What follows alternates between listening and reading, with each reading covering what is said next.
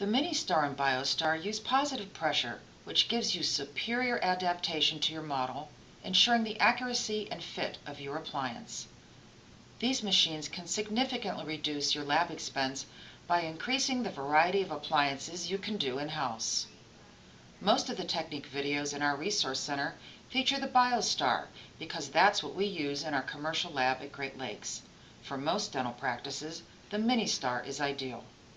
You can use the Mini-Star to fabricate the same extensive variety of appliances that you can with the BioStar.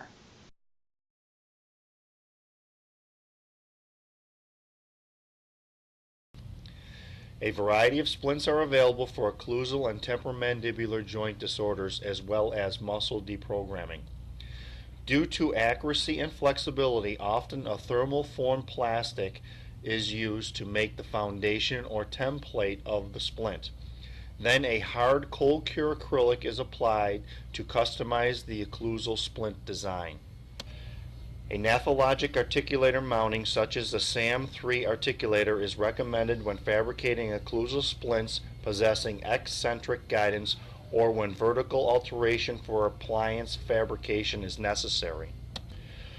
Remove the model from the articulator of which the splint will be anchored. Prepare the model by defining the anatomical contours with a lab knife and fill voids with a quick setting stone such as snapstone. Moderate undercuts on the model are blocked out using a model block, Great Lakes Compound 101, or Great Lakes Blockout Gel, which is light curable.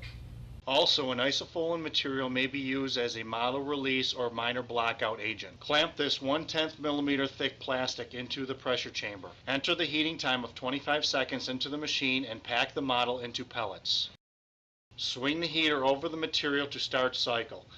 Then form material over the model. Allow form material to cool under pressure for 30 to 60 seconds. Once the material has cooled, release air pressure and unlock to swing open chamber.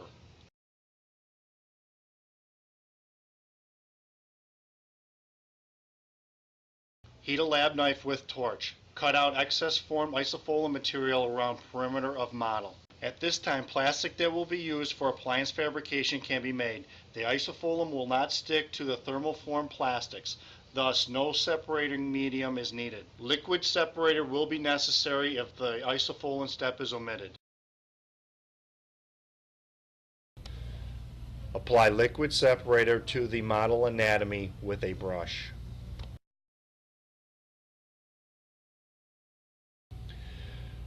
Remove pellets from the cup to allow the model base to be at the height of the cup's rim. The heel of the model should be facing the open chamber to the left. Apply pellets around the model to fill gaps to the cup's rim.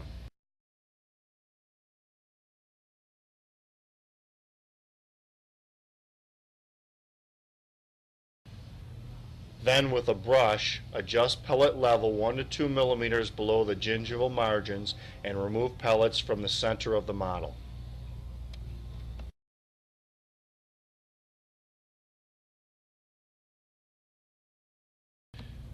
A 1.5 or 2 millimeter thick splint biacryl disc is used.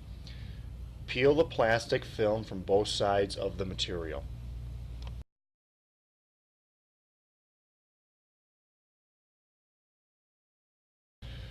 With a sandpaper mandrel and a 4-inch length of 150 grit sandpaper, roughen one side of the disc.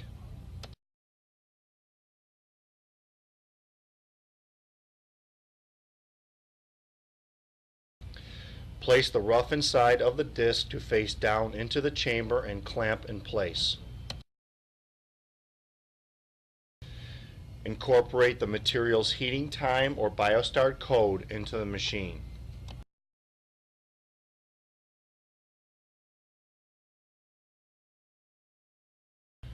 Swing the lamp over the clamp material to start the heating cycle. At the end of the heating cycle, remove the lamp from over the material and slowly flip the chamber over the model in the pellet cup. Lock the chamber in place to start the forming and cooling cycle. Allow the formed material to cool for about 2 minutes, then evacuate the pressure from the chamber.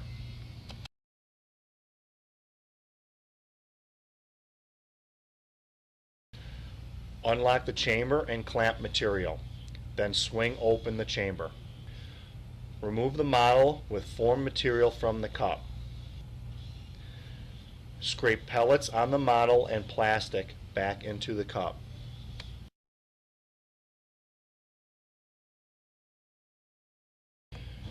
Using a handpiece and 3/4 inch lightning disc with a standard mandrel, cut plastic to the heel of the model.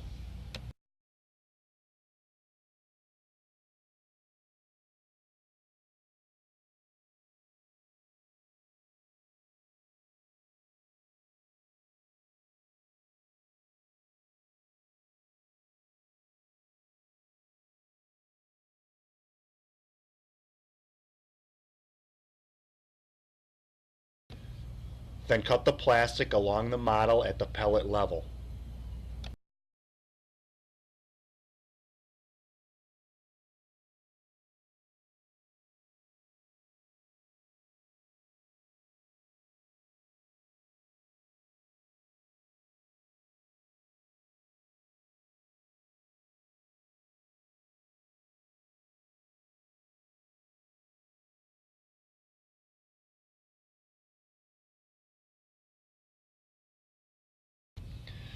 Place the model with cut template on the articulator. Equilibrate the template as needed to maintain required vertical opening set on the articulator.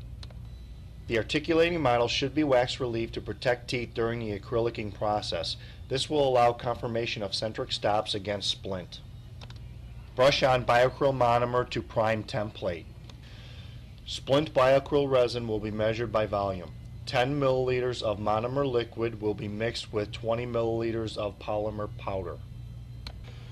Once the resin mix becomes a dough-like consistency, apply it to the top of the template and close the articulator.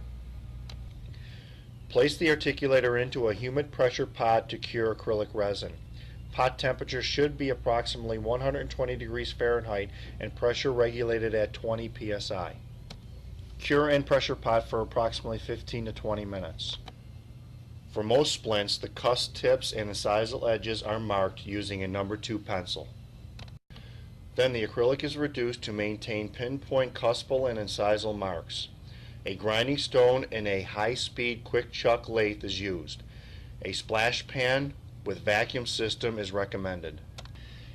A detailed trim of the functional surface is accomplished using a carbide taper burr and lab handpiece. Protrusive and lateral guidance can be established in the anterior segment of the splint. Then the splint borders are cut out with a 3/4 inch lightning disc, and then the splint is removed from the model. The splint is pumice and polished using the same procedures outlined for the Hawley retainer. Once finished, place the splint back onto the model and verify centric stops are preserved. These technique videos, along with the other information on the Resource Center, can show you how to get the most from your machine and how to ultimately take control of your lab bill. Maximize the potential of your Mini-Star.